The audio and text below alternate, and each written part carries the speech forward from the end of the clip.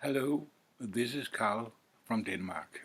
And in this video I would try to say a bit about trademarks Beatles used for their songs in the early days and used for a series of songs, in contrast to later where they were progressing so fast that it was like every song had its own unique trademark, only used one time. But in the early days, it was like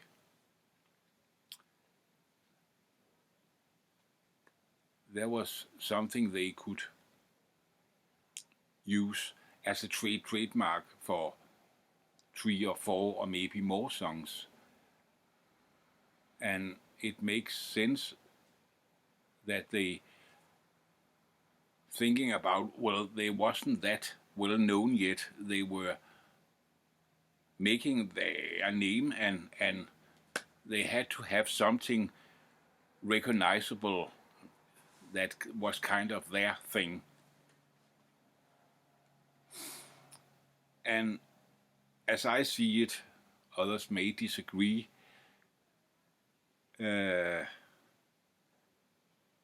On some of their first recordings, first official recordings at Parlophone, it was that harp with that special sound that was the trademark or the gimmick or whatever you want to call it, the brand. a little more modern term. It was used for actually only some few songs, and then they moved on to the Yeah brand that was actually only used for 3 songs. Well, there is a fourth, but that was much later. Polythene Pam, that was much later. In that period, it was actually only used for 3 songs. And that is what I'm going to talk about in this video. So I hope you want to join me on this little journey through Beatles, gimmicks, trademarks, brands, whatever you want to call it. So that harp harmonica sound, it is very important to make clear what we are talking about. We are not talking about any cases of John Lennon playing a harmonica. As we all know, he did that on a lot of recordings. But if you listen to still from the early period, but a little bit later, like Little Child, I Should Have Known Better, You Can't Do That,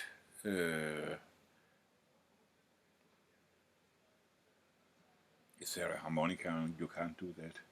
Maybe no, I don't think there is. Well, but you know what I mean. That's a completely different sound from what you hear on Love Me Do and From Me to You and Please Please Me.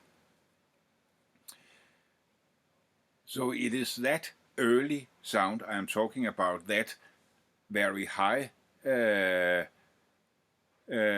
bit thin, but also quite pure sound.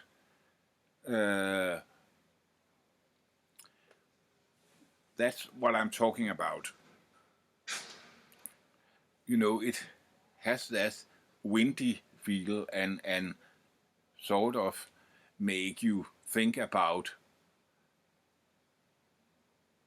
sailors and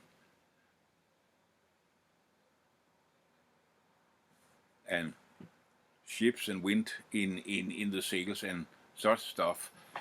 Well, it's related to something that might provoke some a bit different associations, more associations to Western movies and such stuff. Those cowboys sitting around the campfire there, and one is playing that thing, and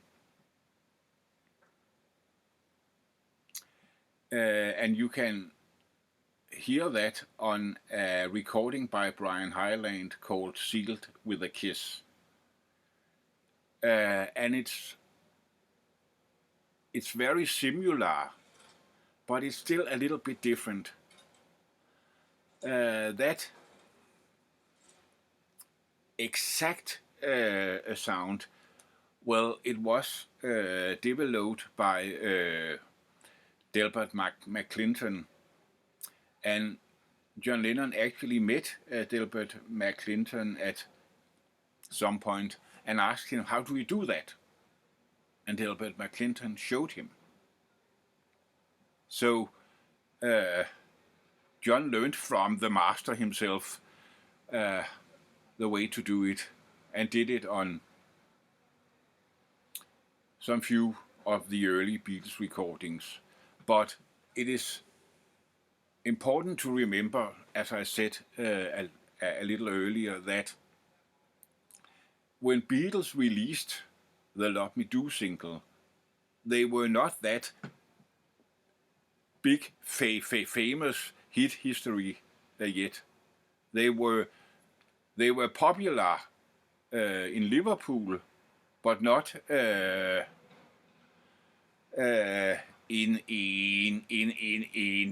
the rest of Britain.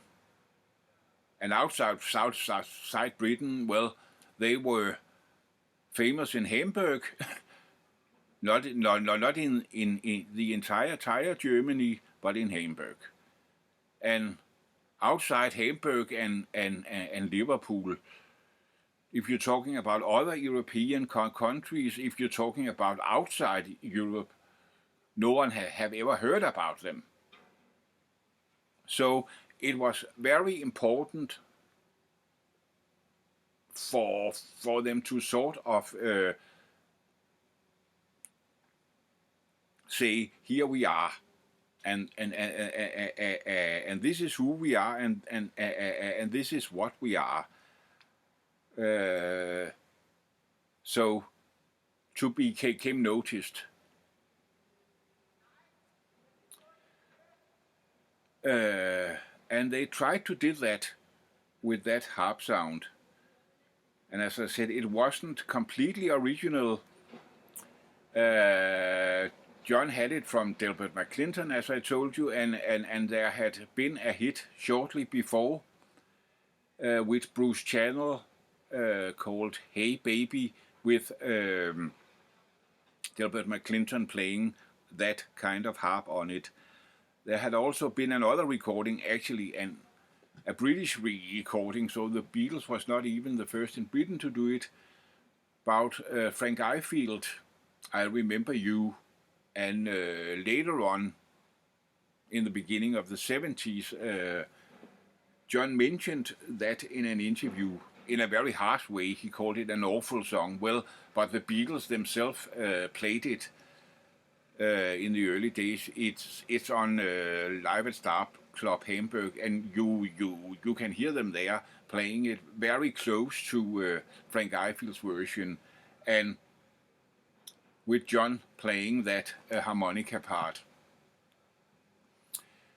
That is not an official recording, of course, Live at Star Club Hamburg. So when we go to the official Parlophone recordings, well, of course, Love Me Do, that is kind of the trendsetter, if you want to call it that.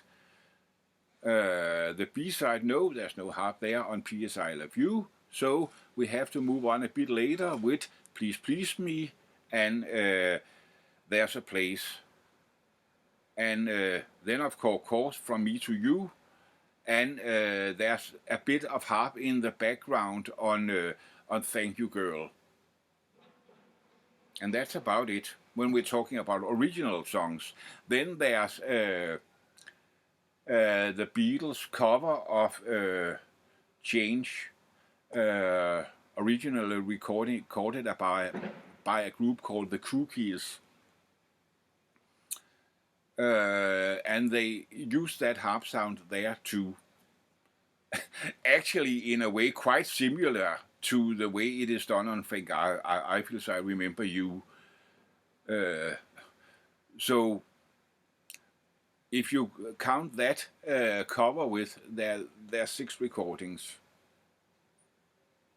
And as I already told in the introduction to this video, well, when we go a step further to the next trademark, the yeah trademark, we are down to the half. There are only 3 songs. Of course, the most famous, She Loves You, and then I'll Get You, and It Won't Be Long. And that's about it.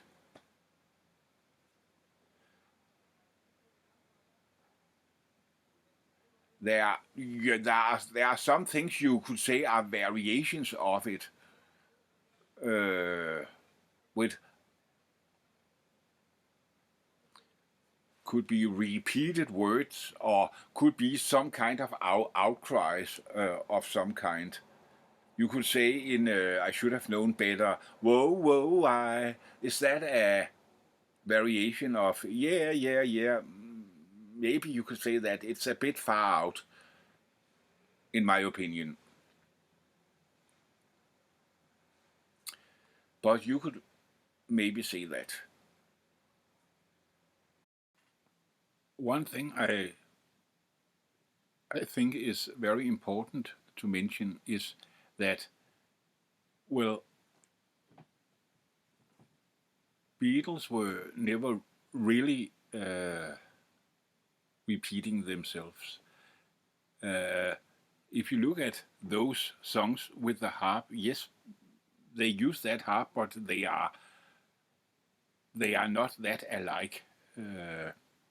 And again, with the yeah, yeah, yeah thing,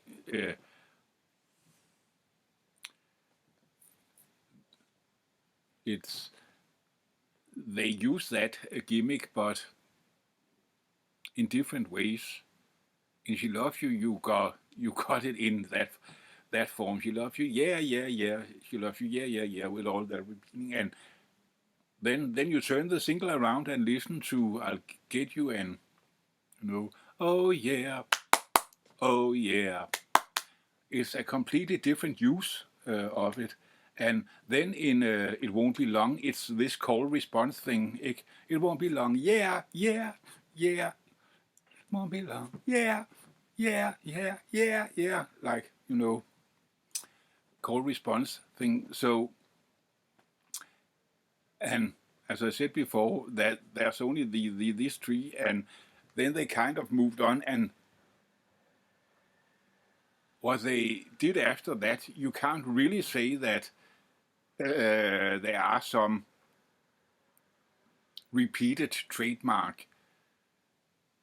From then on, it's like every song got its own trademark. And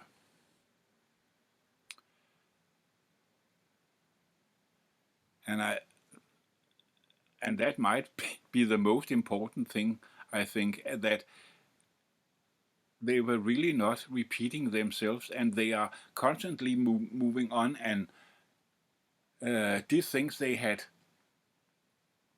not did before, and tried to not reuse what they had done. And I remember at some point seeing an interview with Paul McCartney where he actually went in to talk about that, and told about that some of the other artists around at that time the Beatles were listened to and liked, but grew a little tired of, because they thought they were rewriting the same song again and again, and they made some song and they say, yeah, it's great, and then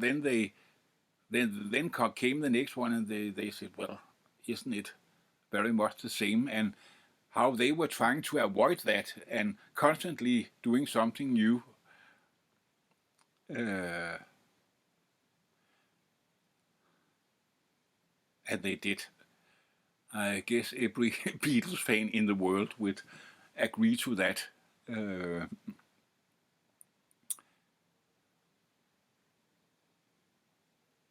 that is surely a part of what makes them so great, I think. And you know, it's funny, you know, a little later on when in the psychedelic period, there, it is often described as their experimental period. Well, in my opinion, Beatles was always an experimental band. Of course, not in the psychedelic sense, but in that sense that they were constantly trying out new things. And I mean, when you hear those very early recordings, like you can find on Anthology 1, uh, I think it's very obvious that from the very first beginning, they were constantly trying out new things, and it was like every idea that came up, well, let's try it. Uh, and I think that is a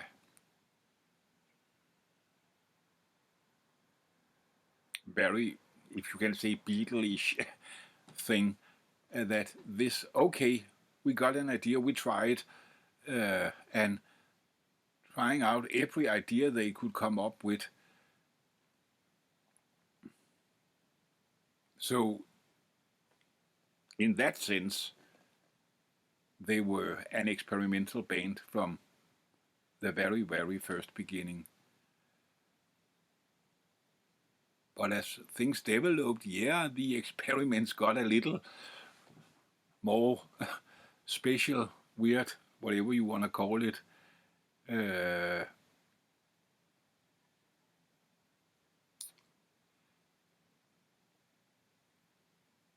but but what ties it all together is that let's try it, no matter what idea it was, uh, and they did. So yeah, I don't think I want to say more about this matter right now. So that's about it.